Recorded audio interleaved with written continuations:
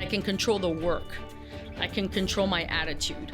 I choose to focus on the things that I can control because that's what people will notice in the long run. Presented by Sacramento Educational Cable Consortium. You're listening to Lights, Camera, Learn. Welcome to another episode of Lights, Camera, Learn. Our guest today is Monika Diaz. She's the Director of Content at ABC 10. Monika, thanks for coming. Oh, thank you for having me. You and I have a bit of history. Yes. We know each other for what, 4 years? 4 years, yes. Yeah, because we used to work together at ABC 10, so thanks for taking the time. I know you've been up for a while since you were working the morning shift. I was working the morning shift, but I'm here and we're going to have a great conversation. We are. I appreciate that. So, you've been a reporter, you've been an anchor, you've been a producer. Now you're with doing the director of content. How did you get to where you're at now? A lot of hard work. Yes. Right? Right. Of course, obviously, because family support is always a big thing because you need your family to support you in this business because the business requires a lot of sacrifice.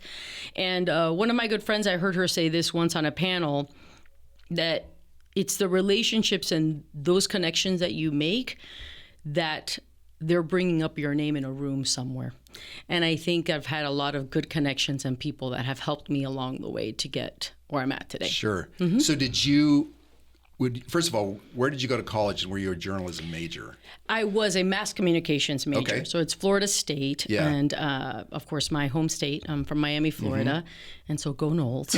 I'm not doing that well, but. Are you going to cheer for Miami in the finals? No. Go Indiana. But I went to school, went away, but I did community college first for 2 years. I stayed home and after graduation did that, studied abroad, went to Italy and then came back and then transferred over and got accepted over to Florida State and did 2 years there. Okay. And after graduation, I did a lot what many students do. They're sending tapes. At that time, we were sending tapes, and we actually had physical tapes to newsrooms across the nation. And I couldn't get a job. And I went home, and I remember I was very depressed about it. I was very sad about it, right? Because you graduate, you have all of these dreams, and you're like, I'm going to get a job. I'm going to do television, right?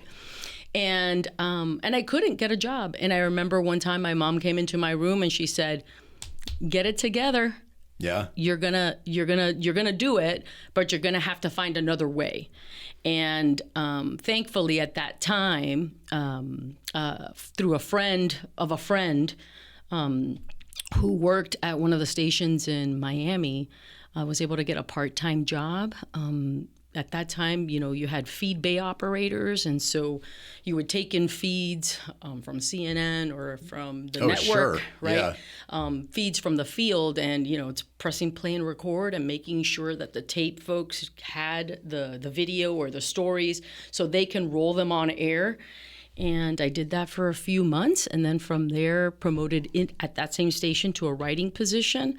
Started on the morning show, got promoted to the afternoon position, and then to the evening position. You were in a big market. In a big market early on. And I did an internship in Tallahassee. I did an internship at WTXL in Tallahassee, Florida, and I loved it. And I did everything there. I call it the internship that lasted for 2 years instead of just the semester, right? Yeah. But I had fun, and I was enjoying it, and I was learning a lot.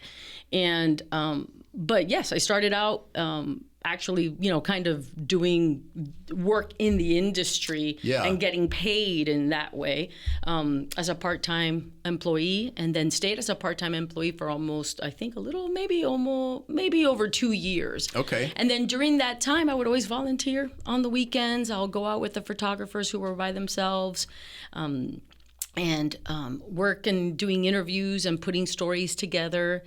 And the next thing you know, that's how I got a new resume reel. And with your actual work? With actual work. Non-student work. Right. It was non-student work, but it wasn't, I was gathering the elements and putting the story together. Yeah. And so I was able just to get a new reel without having any on-air experience, but I was able to get my first reporting job here in San Jose, California.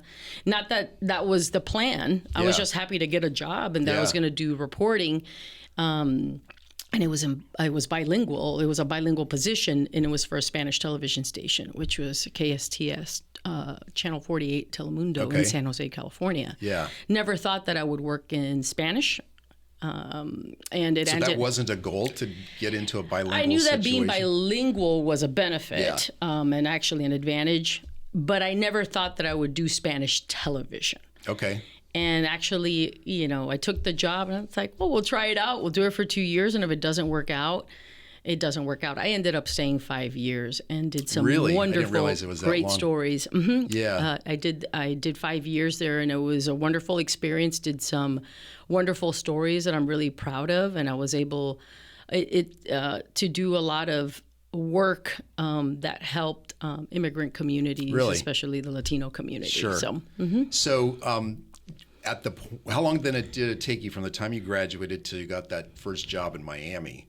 Were you to kind of keep gearing yourself up to what was going to happen? It was about 3 to 4 months. Okay. Probably the entire, almost the entire summer. Yeah. Okay, that would have been hard. Yeah. That would have been so hard. it was hard. It was Yeah. hard. And you could have easily, I could have gotten a job somewhere else, but I didn't want to do that. Yeah. I actually wanted to do what I wanted to be a television reporter. Yeah.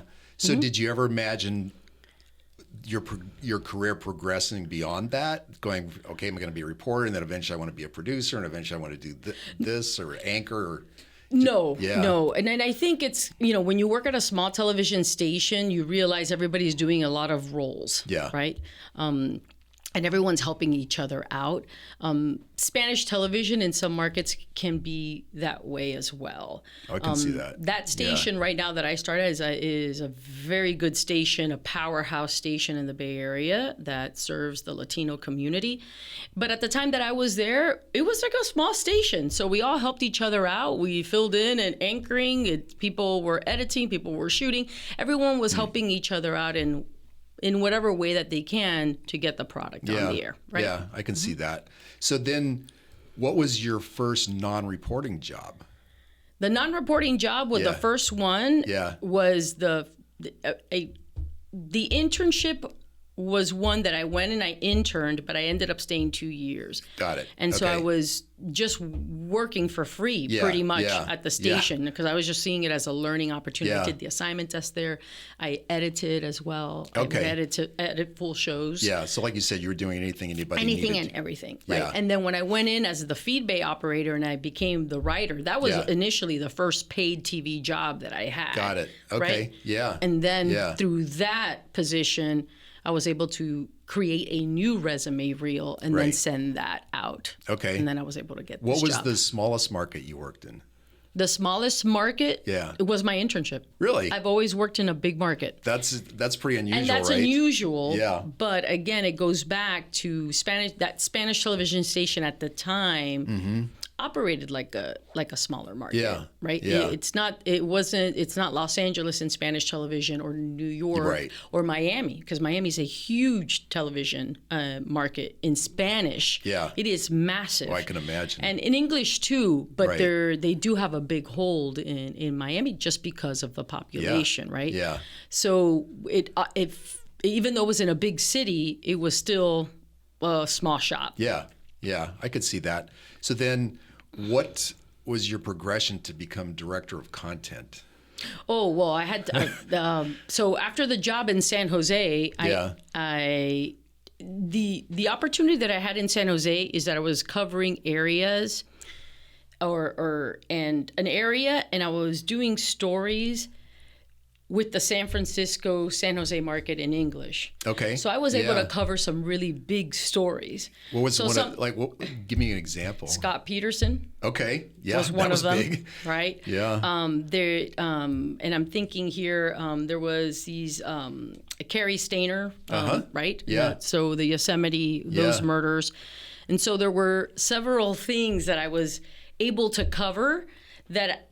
Every time I had the opportunity to do a stand-up in English, I created 2 resume reels. I had a resume reel in Spanish, and then I had a resume reel in English. So every opportunity that I would have a big story, right? I could see that. I would shoot both things, right? So in both languages. So because it was obviously it's an advantage to do that, right? Yeah. So what attracted you to take this position at ABC 10 as the director of content? Well, as a director of content, I mean, I had to make a few stops before because I worked at ABC 10 as a reporter. Yeah. Right. Yeah. So I worked at ABC 10 as a reporter for a few years after San Jose, California. And then I went to Dallas, Texas. Okay. Yeah. To WFAA, and I worked as a reporter there for several years. Yeah. So I was a reporter, and I always thought I was going to be a reporter. And then I think after so many years, I was like, well, I want to do this for a much longer time, right? Yeah. And I think we all go through those points in the business that we're like, am I going to be a reporter? Right?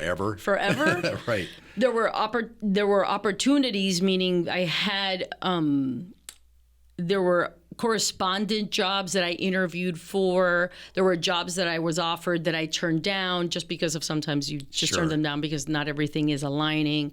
But there comes a point, I think, sometimes in the career that you're like, okay, what is going to be important maybe 10 years from now, right? So it was kind of like looking ahead. And I remember I wanted to come back to California, and there was a managing editor open position at Fox 40, and then I applied for that position. And the news director at the time, Ed Chapui, who has also a long history here in Sacramento as a news director back in the day, he hired me, and then I was able to then jump into the management track. Yeah. Yeah. Right. And then as a managing editor, you're working the assignment desk, which I had worked in the past. You're coaching reporters. You're coaching the assignment desk. But you're also, reporters are producers. They're just producing stories differently out in the field, right? But I've always liked producing as well. I like seeing how shows are created as well. So, So in your current position, I'm sure you had, like you said, other offers and even probably other offers. I know when I first met you, you didn't have that. You were working for Tegna Corporate. Mm-hmm. Yeah. Right. So I don't think a lot of people understand that that's a job that's even available, right? They think that people that work in news, just work at news stations, and that even there might be a holding company. It's just a bunch of suits, and that's all there is. And it all depends on. I always tell people there are so many different jobs, and sometimes depending on what's happening in the industry, then other new jobs are open, right? Yeah. When I took the managing editor job here at Fox 40, I didn't think in that first year it's like, oh, I'm going to be a news director one day, right? Right. I just thought management and helping reporters. I've always liked coaching and leading and helping people. Yeah. And in every newsroom, people will tell you I was there probably too late when it didn't matter the shift. And I liked helping people, and I liked doing good content. And I think also you sometimes don't realize that you're stepping into something. Too, right? Yeah. Until someone tells you, you can do this. And sometimes you just have to listen to that, because sometimes people see a future for you that you're not even seeing for yourself. That's true. I think people get really narrow focus and say, well, I'm going to do this one thing, and you better listen maybe to those people go, no, I think you have the opportunity to do this. Because sometimes they see skills and qualities that you are not noticing that you're probably good at because you're focused on something else, right? Because in your head you have this other dream or this other journey, right, that you want to get on and that you want to complete. And at Fox 40, from the managing editor position to the assistant news director position, then to the news director position, right, never in my wildest dreams that would happen in the same shop. Because people sometimes do have to move around. To get there. And I've been away from home since I was 22, 21, 23 maybe. I forget now these days. Right? I just don't want to count anymore. And my dream at the beginning of all of this was like, oh, I'll do a few years away, somewhere, right, and then I'll go back home to Miami. It never worked out that way. And there were a lot of things that happened in my life throughout that journey that has led me here. But I was open to other opportunities that I never even thought that I would have. So when I left Fox 40, I again, I always advise people that it's very important how you walk into a station or any job. Absolutely. But it's also important how you leave. Yes. And I've always been very aware of that, because how you leave makes a huge difference too, right? That's what they say, like your two most important days are the first and the last. And people remember. Yeah. People remember a lot about their experiences with you. Right. And luckily I've had a lot of good people along the way that have volunteered to mentor me, that have helped me, have shown me and have pointed things to me. Whether if it's good or bad, it's not all good. Sometimes it's like, right. you gotta improve this, right? Yeah. To get to here. Yeah. And when I left Fox 40, I got plenty of calls from people. It's like, do you want to come and work here? Would you consider this? And then from there, that's all of a sudden how you end up, doing something in another state. And then from there, you're working at corporate, right? Yeah. And then all of a sudden you're like, oh, wow, I'm working at corporate right now. And I'm helping other, stations right. across the country that were assigned to me in ways that I, again, never thought that I would. And right. ABC 10 was one of those right. stations. ABC 10 was one of those stations. Yeah. Mm-hmm. Did you ever imagine yourself coming to work there as a director of content? No, never. Yeah. Never. Mm-mm. Yeah. Never. And I sometimes think about it and I'm like, oh, wow, I was the reporter here. Yeah. And then years later, became the news director. And sometimes you just say yes to things that you're like, well, I don't know if I want to do that. Right. But I think in this business, sometimes you do have to take risks. Yeah. And risks are important. And sometimes those risks lead to things that you never thought. And sometimes that's not even about the job. It's even about the relationships you make. Sure. Also when you say yes. Yeah. Right. And it's also the opportunities you get. And then you're all of a sudden doing other things that, again, you're not even thinking that you would be doing. Right. So you had mentioned a little bit earlier about these different people that had seen something in mentors. Are there particular mentors that stand out for you? Yes, I've had news directors who were once reporters. Yeah. And so I've seen that. And I remember seeing that when I saw that for the first time. Really? That I think that opened my eyes to, like, oh, wow, that's a reporter, that's a news director. Yeah. And wow, so maybe one day that could be a possibility, right? Yeah. So I think that opens your eyes. And then I've had other mentors too who have led companies, media companies, and have been wonderful mentors even to this day. Sure. Now. Yeah. And so I think there are people who are constant. Yeah. And then there are people who for periods of time have been the mentor that I've needed to guide me in the right direction. I always tell folks you should always have, someone at work, right? My general manager at the station, Risa Omega, is great. And there's things that I want to learn that she does in her role. And she's been very open about those things. So it's always good to have somebody also inside the station if you have that opportunity, right? Yep. To find someone there. But it's also good to have mentors outside. I could see that. Because sometimes there's things that I don't want to talk to Risa right away, but I want to talk to the mentor first. Like, hey, what do you think about this? What do you think about this? And then you can kind of approach it in a different way. I could see that. So as you were going through your career, Monika, were there particular challenges as a woman of color that you ran up against that you found were really big obstacles? And then if so, how did you get past that? I think there's always challenges, right? Yeah. And I'm not going to lie. Of course, there have been challenges as a woman, and then there have been challenges as a Latina woman. Yeah. But my attitude has always been that I'm there. Yeah. I'm in the room. Right. Right? Yep. So let's show them. Yeah. Right? So my attitude has always been, I will prove you wrong. Yeah. Right?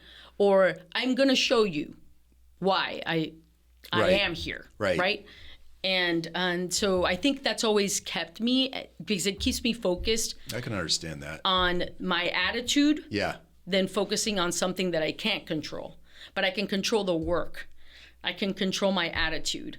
I choose to focus on the things that I can control, because that's what people will notice in the long run. Absolutely. It's like you said, that is the thing you can control. You can't control how the people react, what they think, what they might feed you in terms of feedback, but what you get back out of it and how you react, that's pretty critical. Yeah, and I think it's important to have your cheerleaders in the room and your cheerleaders outside, right? That when you do have that bad day, when you do feel, right, that there's that possible, because we all have insecurities, right? When you do feel that there's someone that's steering you and telling you, hey, stay focused, because this is why you're good, or this is why, right? This is what you've done well and what you've done really well. And yes, of course, you got to work on stuff. But I think you always need people around you that have your best interest and are always going to be the truth teller, right? Because sometimes people do need to hear truth, right? Absolutely. When you don't see it. And then you also have to have people that are going to cheer you on, because it's ups and downs, right? It's life. Yes, it is. So when you're hiring folks into all these different positions, because you got digital folks, you got producers, you got anchors, reporters, are there specific attitudes or skills that you're looking for those folks? Our business, any of those positions, because they're all kind of varied. Yeah, they all are. But I think one of the most important things and I consider everyone in the newsroom a journalist at the end of the day. From the editor that's cutting video, to the reporter, obviously, but to the producer, to the news director, every person in that newsroom is a journalist, because it takes a lot of people sometimes to do to do the work that we do, and sometimes at the scale that we have to do it, and in different platforms now, right? Yes. So it's a lot of content going in different places. But I think one of the biggest things is curiosity. You have to be curious about the world around you. You have to be curious about, I just drove into this neighborhood and this neighborhood is changing. What am I seeing here? Yeah. And that you have a mind that looks at something sometimes and says, something doesn't feel right about this, that this doesn't align. I want to know why. And I think that's what makes, I think, a really good journalist, no matter what. Absolutely. That someone's interested in the why, and sometimes going beyond what they're given. Right? Our station does very good investigative journalism. It's because they go beyond what sometimes is handed to you as what can be called facts. Yes. Well, what are the facts? Let's go see if there's documentation. Or you just focus on the facts and you what got to the facts, what's behind that. What's behind that. So you always have to have curiosity, and you have to have that curiosity every day. Yeah. And I think another one, our business is always changing. It has changed even since when I started, right? Cameras are getting smaller. Now you have your phone, right? You can do so many things with your phone. Yeah. You have so many platforms. You have streaming. All of this. I think sometimes people get lost in that noise, but at the end of the day, what we're producing is content that connects people. That moves people. Whether if it is to get involved in their city council meeting, that hasn't changed. We're still producing stories. We're producing what is impacting our communities, right? A tragedy, and being there for an audience when things are really rough and heartbreaking. That hasn't changed. No. And so the core is still that. So I think you always have to have an attitude of, we're gonna pivot, and we're gonna be able to do this. Yeah. Because these days the technology is that it's in our face, it's slapping us, right? We're like, absolutely. And there's consumption of content everywhere. It's not that people are not consuming content; they are. They're just consuming it in different ways. Yeah. So you have to be able to pivot to the trends and things that are happening around you. And I think the biggest thing now is technology. Absolutely. Right? So how are you guys incorporating AI at this point? We use it. Like I use it, sometimes I've used it. It's like I'm going to send something out. I'm like, let me see what AI, polish it up, right? Yeah. We've used it for questions sometimes. Yeah. Like we can feed it, like, here are my questions. Am I missing something? But AI for me, it can help us in a lot of ways. I think it can make us more efficient in some ways. But you still need eyeballs to Absolutely. check work. I kind of call it like the intern that AI is the intern, and we still always have to check the intern, right? In the sense that, hey, no, this was great, this was not. All right, let's teach you how to do this. So while AI is here, it's not, it makes mistakes.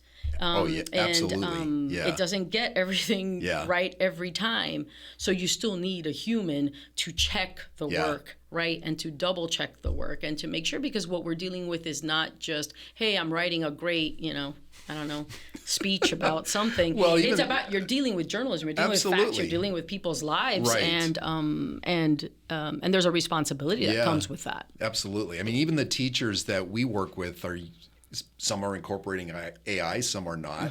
But and a lot of it is kind of what you're talking about. If a teacher's giving a kid an assignment, and let's say they want them to write a story about dinosaurs, right?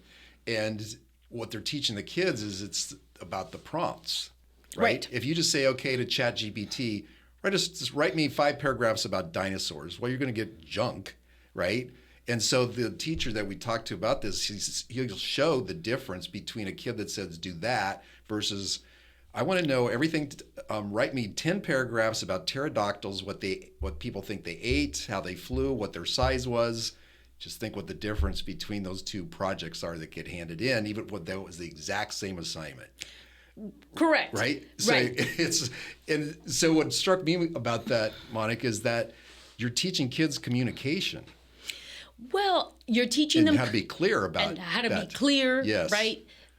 But I think what's sometimes missing in the conversations about AI, and I'm sure some people are having these conversations, but I'm not the only person thinking of this.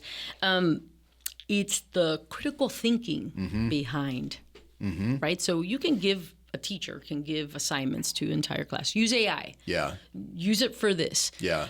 Everybody does their presentation, but now we're going to discuss it. Yes. Now we're going to debate it. Yeah. Now we're going to do different points of view. That magic that happens sometimes, right, in a newsroom, yes, right? Those conversations still need to happen. Yeah. So I always say it's the critical thinking, it's listening to different points of view, debating, finding, well, there's part of our audience that may see this way. There's another part of the audience that may see this way. And then there may be a whole section over here that's bringing in another point of view that these two, right, haven't thought of. Yeah. That's what AI can't do, in my opinion. And I think that's where the beauty of wonderful work and impactful work that becomes deeper and that becomes more inspirational, that becomes, that sometimes can actually cause change, happens because of conversations and debating each other and finding blind spots. That still needs to happen, hands down, 100%. Yeah, I could see that. So talk a little bit then about how a newsroom actually works, because I think there's a lot of misconceptions, right, about what actually happens. Because what you're already saying is I don't think people understand the discussions that happen before a story goes on the air, right? They probably just think somebody goes out, stands in front of something, they film it, and then all of a sudden it ends up on the 5 o'clock news. But obviously that is not what happens. Well, their managers are talking before the first editorial meeting. There are conversations that are happening at the first editorial meeting, like even in the early morning hours. And that conversation continues throughout the morning, depending on the story, or changes that need to be made, or, hey, we have to put an extra reporter on this story because this story is going to end up being pretty big. And then you have another editorial meeting for the day side. And then you have another editorial meeting night side. Yeah. And then there's sometimes stories that 4 people are looking at. because you want to make sure that you're getting all the facts, and then there's some stories, that sometimes it's the reporter's writing it and then the manager's approving it. But there's always some checks and balances of what we're doing, because you do have to have that. Yeah. And I think people do sometimes think it's like, when sometimes they blame the anchor for something, and sometimes it may not be the anchor's fault. It could have been somebody else who wrote it. Because the anchor just is reading sometimes it if they didn't have sometimes the anchor just read that, or we just put it in the show for them. Yeah. Right? Like on a morning show, the morning shows in our market, they're doing 4 to 5 hours straight. And in 4 to 5 hours straight, producers are adding things. I'm adding stuff. A manager's putting in. Because the story could be evolving. And there's breaking news that just happened. So sometimes it's like you're telling the anchor, hey, we just wrote this for you. It's coming up and in a minute. So again, it's adjusting, right? You have to be ready to adjust. But there's a lot of discussion that happens in a newsroom. There are guidelines, and like my newsroom has guidelines of things that and they're guidelines. They're not rules, because sometimes you don't want to have rules, because sometimes you're going to have to break the rule depending on the circumstances, right? So there's always discussion, and sometimes we've made a decision, 3 years ago, but maybe it's not the same decision we would make today, because the circumstances of each story are very different. Right. Right? Right. Right? Yeah. There's some things that you can go back and look, and it's like, you know what? The last time this happened. But you still have to keep yourself open that there might be these other factors that might impact the decision. Yeah. Mm-hmm. So when you're making these decisions, let's say between, a story that's maybe considered a day turn versus one that might require more involvement and more investigation versus breaking, what goes into making those decisions? I think making those decisions, there's stories that, of course, that okay, these are the facts, right? Yeah. We have to go to the neighborhood and talk to people about it, and then the city council member of that area, and then somebody who's opposed to something, right? Just to get just a mix. Yeah. But then there's some stories that we get into the newsroom, and we immediately sometimes know we got to give this to somebody, let them make calls first, kind of vet, see what the situation is. And then the reporter, right, can come back and say, this is really what's happening. And so sometimes there's some stories that take 2 days. There's some stories that take 3 days. And then there's some stories that take a full year, right? Because you're gathering much more information, pieces. Right? Yeah. But I think it depends, but you're making those calls every day. Yeah. Right? And then sometimes too, there's certain things that maybe another station will go with as a story right away. And we've all made those decisions in this market, but we won't do the story later because I've said, as the news director, right? Yeah. I think we need to give more time, or I think we should wait a little bit more, and vice versa, right? Sometimes I'll make a decision like, I think I'm comfortable with the gathering of what we've done. I think we're okay to do the story today, right? Yeah. And that doesn't mean just be me by myself. I have managers, obviously, that tell me, no, I think and they'll push back, right? Because you want that. They'll say, no, we need to hold it, or hey, I think we're ready to go. Yeah. But I think it all depends on the story. And sometimes things come in and people read something. It's like, oh, this is a story for today. And then somebody else will read it and go, no, but what about this? And then, right? Because you want to have a news where people feel like they can say and point out sometimes things that maybe not, that you're not seeing, right? Or that someone else is not seeing. Yeah. So this is a pretty diverse market in terms of ethnicity. Correct. Primarily ethnicity. Mm-hmm. So how does that inform how you're conducting the newsroom and the type of stories you want to tell? Well, I think we do a pretty good job of covering our communities and and the diverse communities that we have in our area. But I think that's important at the end of the day. You number one, you want viewers, no matter where they are, that they are seeing a bit of themselves, right? Yeah. So you do that, and it's obviously that's not the okay, that you're trying to fill like a quota or something, but you want to hire to represent, right, the diversity in your community, and you want to hire folks that are skilled, right? But that's important too, because I think it's good to see when children do go up to reporters and to producers and they say, oh, I've been watching you, and it inspires them, right? So I think you have to see your stories. You have to see yourself in what we do. Yeah, I think that's true. So when you're looking at new reporters, new talent that come in, especially ones that may have only been out of college for a bit, what do you see them going, aha? Like, is there an aha moment you see with them or something that clicks and go, God, I didn't really learn that in college or whatever, my last job. Now I get it, or now I'm learning something I didn't know. Oh, you learn in every shop. Sure. And no matter what, even if it's a bad experience, I think you learn in every shop, right? Yeah. But I think that's that's personal for folks, right?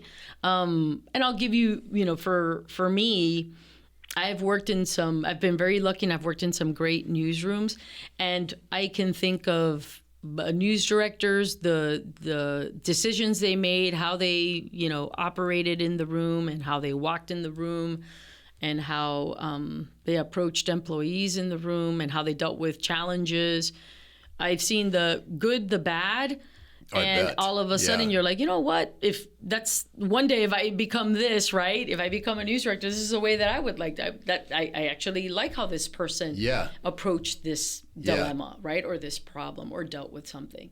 So I think in every newsroom, you're always learning about what you want and what you don't want. Yeah. It's a question that I ask when I hire people here, right? I ask people, and I think it changes too as you get older and in the circumstances of your life at that moment in time, right? So I always ask people, what do you want from the newsroom now? Really? You're asking it, yeah. Yeah, and then I ask, what don't you want? Yeah. What are some of the responses you get? Some people want stability. Sure. Meaning they want sometimes to get to a market or a city that they can call home. Yeah. Right? Yeah. They're like, they want to plant roots. Because this is a migratory business. Correct. Right? And so sometimes after someone's moved for many years, they finally get to a point they're like, I don't want to move anymore. Like, I want to stay in a really solid place, in a solid newsroom, and I just want to build my life there, right? Then there's some people, I think, that they're looking at it as I think I can learn from a lot of wonderful people here, but I want that next step. Sure. So sometimes we get people that, and we've hired them, that all of a sudden, I've hired in my past jobs too, that they want to go to the Bay Area. Yeah. Right? Or they want to go to Los Angeles. This is a stepping stone to one of those markets. They want to go to Los Angeles, or they want to become a national correspondent. And that's good too. Yeah. Right? Yeah. That's wonderful too. Yeah. So I think I ask that question, it's like what you're wanting, because it gives me an idea of what you're looking at, and then how can I help you in that, right? Yeah. And that's a good thing, right? Yeah. I think it's a good thing to ask people what that is. And I think some people also too, sometimes people have said, I'm looking for a good boss, right? I want to be in a newsroom where I could do this type of storytelling, or I want to be in a newsroom where I can also grow some other skills. So I just think it's a good question to ask in any field, because I think you learn a lot from the past, right? The place that you're wanting to leave, or the place you've left. Yeah. And you sometimes know, depending on your life, right? And what's going on outside of work too. Yeah. Of what you're wanting and needing at that moment in time. So I remember there was a period of several months, I don't remember what it was like, I think during COVID, there was the George Floyd situation, and then there were the riots that were related to that. And then there were like fires that either preceded that or post that. It was like a whole series of things that just were emotionally draining for everybody, even those of us in marketing, right? How do you get your staff to handle that? And how do you get yourself to do that? Because you're carrying the load for the whole newsroom with regard to that. It's hard. Yeah. And I think COVID was hard for every newsroom here, and probably every newsroom across the country. Right. Doesn't matter if it was radio, print, or a TV. Yeah. But I think what ends up happening is there's a lot that we've learned too, right, throughout the years. But now, I mean, there's counseling that's offered. I mean, our company offers, mental health sessions, right? Was that even available when you first started? I would think so. Didn't exist. Right. So we've learned a lot, I think, from our employees, I think throughout the years. Yeah. Right? I think employees have said, hey, we need this, or hey, we would like to have this, or we think it's a good idea. And sometimes that's why I tell people, it's like, it may not happen today, but you should say something, right? Yes. Make the suggestion. Yeah. Because you don't know, it might happen later on, right? Right. And so there's trainings, different type of trainings that a lot of local media companies offer now that weren't offered when I first started in the business.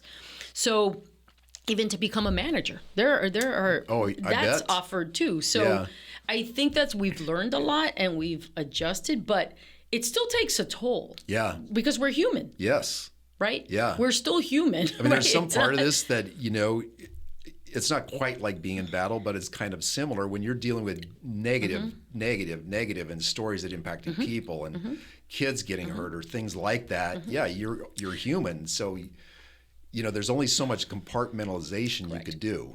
Right? There are people who've left the business because of that, right? Yeah. But it's hard. Yeah. It's hard because we are dealing with the whole, all of the emotions that anyone can experience, right? From rage to joy, right?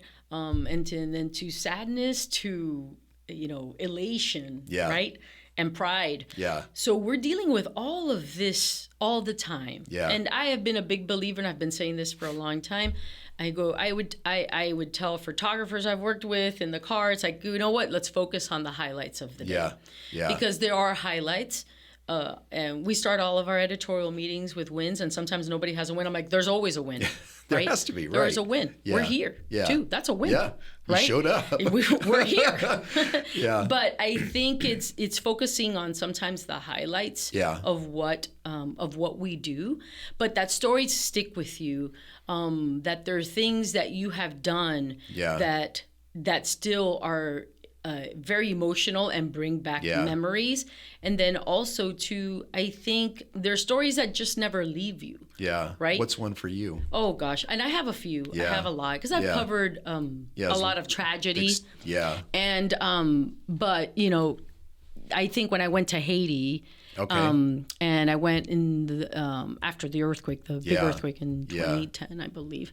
And I remember we were at a hospital, and the doctors didn't have enough equipment. They didn't have enough oxygen, and I remember a doctor looking at me going, I don't know which life do I. Yeah. Having to make that kind of choice. Right. And you're like, oh my gosh, because that's not what a doctor wants to save all of them. Yeah. Right.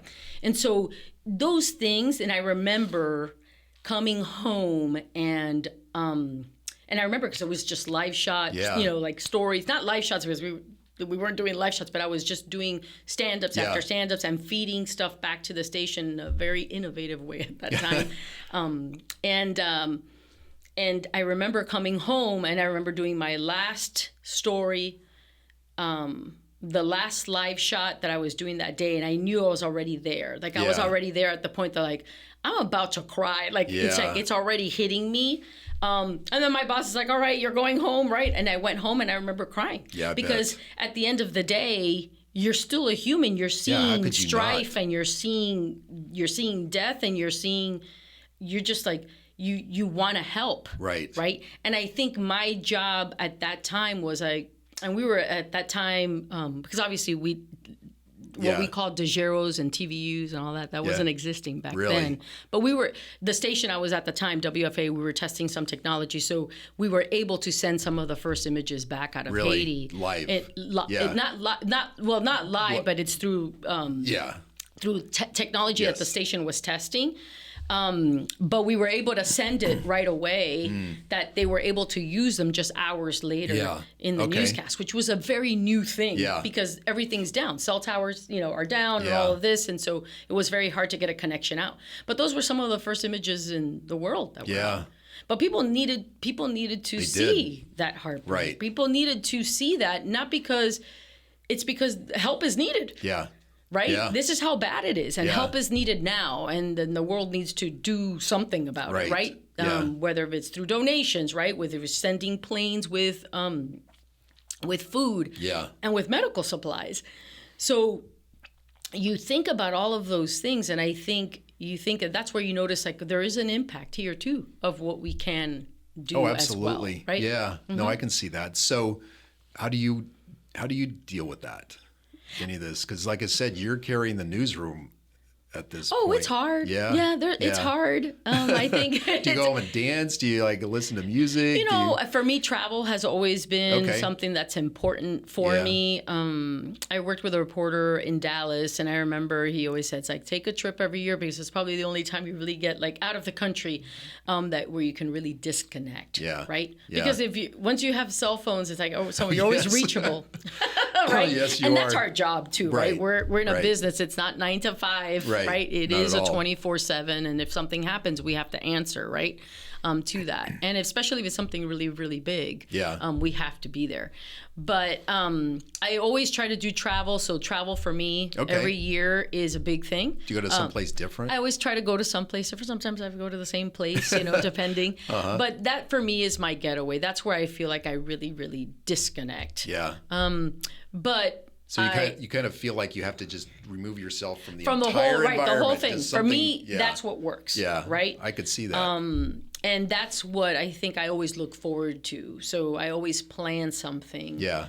That that I'm like looking forward to, but it's the one thing that makes me feel very alive. Yeah. So, and I've advised folks that I've hired in the past, and I say find the one thing that really, no matter what, that you just feel like really like it really is just like kind of re-energizes you, and find that. Yeah. And for some people that's their children, right? Yeah, that's true. For some people it's a hike out here, and they go on different hikes all over Northern California.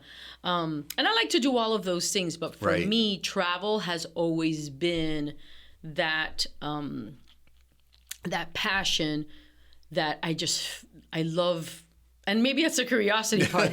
I love being in another country, learning, even if it's just for a few days, talking to people and making connections with strangers. I really enjoy that. I think that is the curiosity part, and that's a trait that everybody that I've asked that's in media, that's like one of the first things they do say.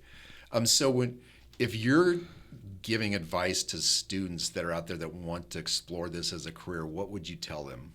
Oh, I would tell them if they wanted.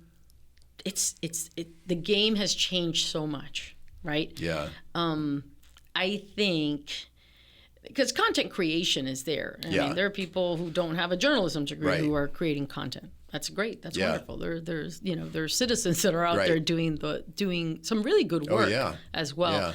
But I think you have to learn not only the technology, right? Like learning how to shoot, knowing how to edit, but also it's like really just gathering. And I think the biggest thing, doesn't matter what your background is and you're creating that content, is how are you gathering it? Okay. Are you able to sleep at night with the way that you're gathering it? Are you gathering in all the places that you should be gathering? Yeah. Right? Yeah. Or instead of just one place, right? And I think that's just not, I think that's our job with information, how fast information is moving now. And what you see is misinformation too, as well, at a rapid speed. Oh, yeah.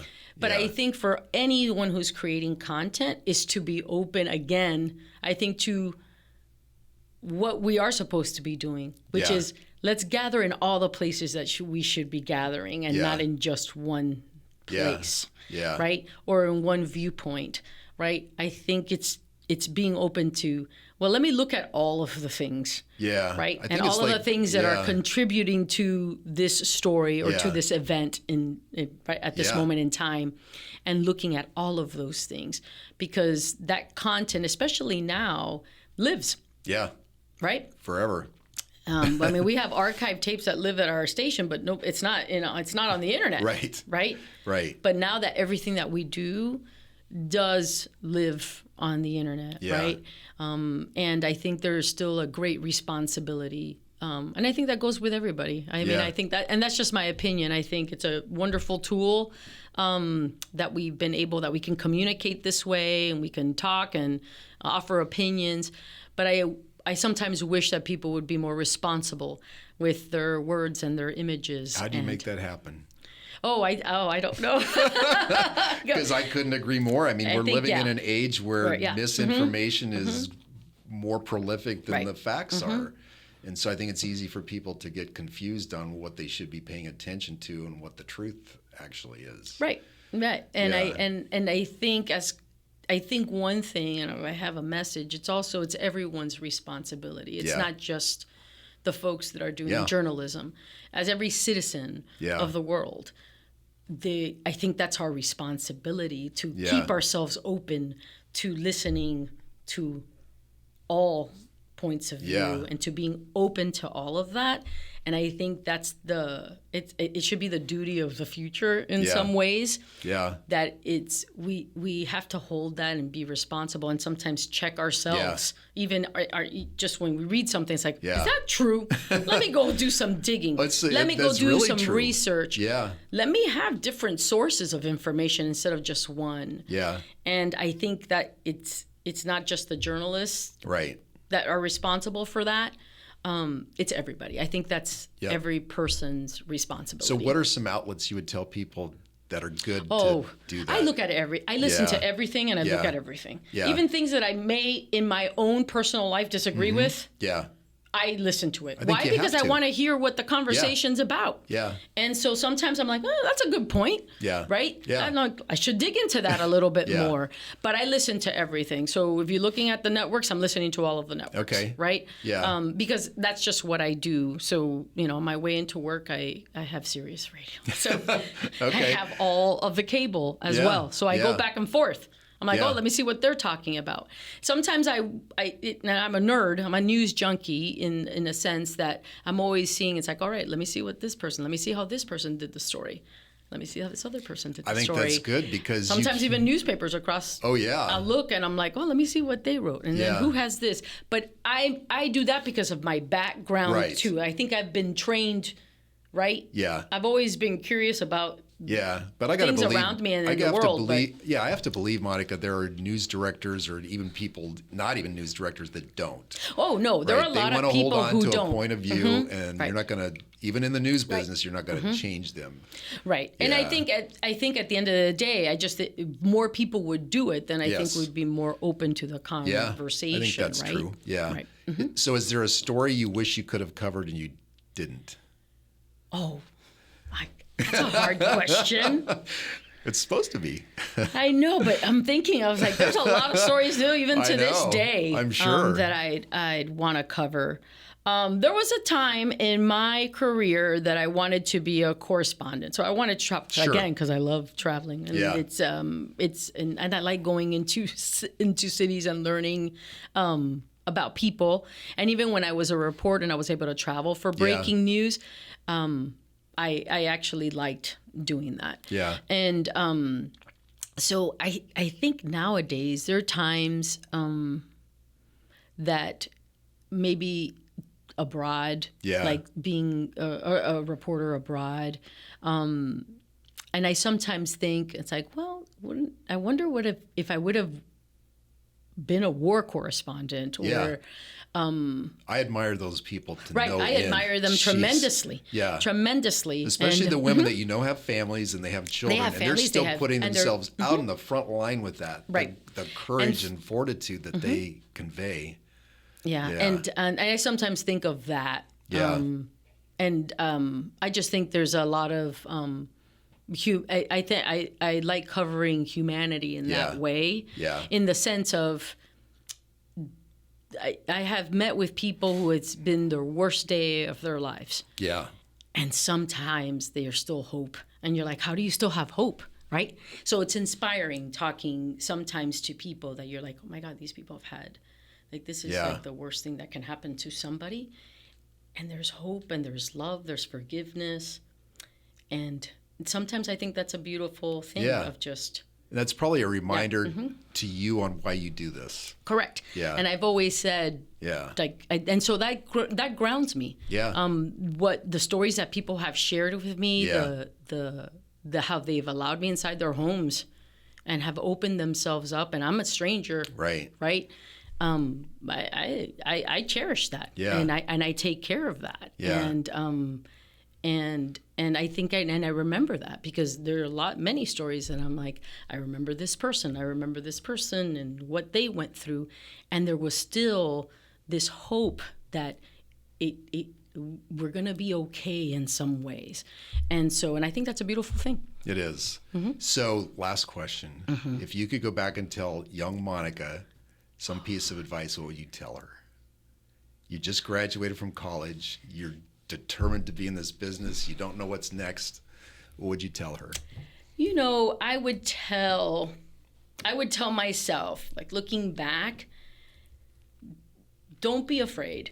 And I think of myself as someone that's fearless. Yeah. But I think when I was younger, obviously, because there are things that sometimes, okay, I can't do that, or I can't do this. It's okay. Just lean into the fear.